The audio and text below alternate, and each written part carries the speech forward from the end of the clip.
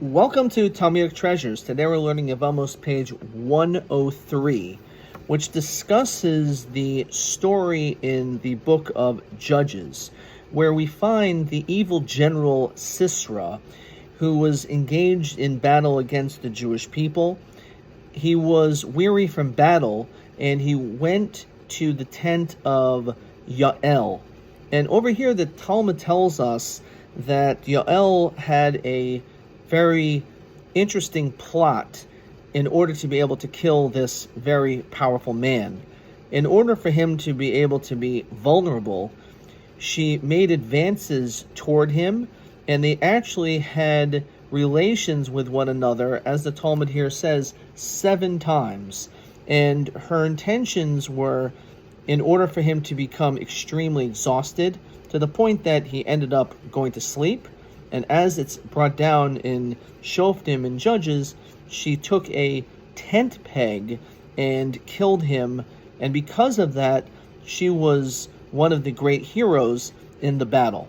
And on this, the Talmud wonders that even though this was certainly a heroic act, the question is, what right did she have to do this? After all, she is doing a sin and getting pleasure in the act of this sin, even though it's with this evil man.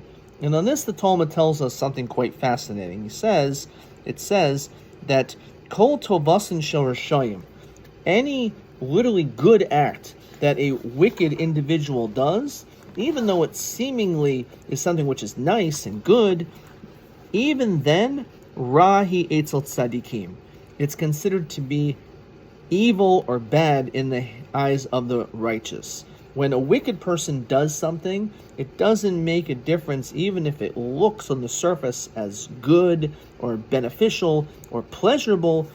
The reality is, a tzaddik, a righteous person, does not look at that as a positive thing.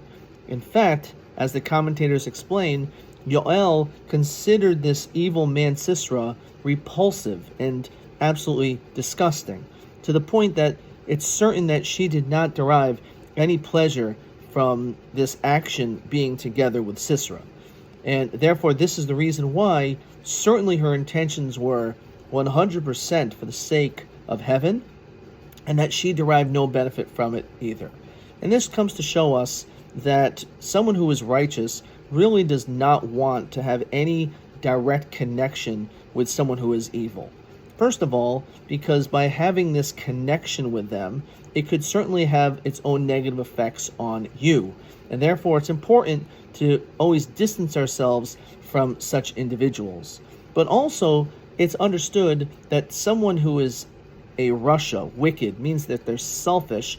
They're not interested in really doing anything beneficial for someone else. It's understood probably Sisera in this act was still engaged in a selfish act, not thinking about her whatsoever.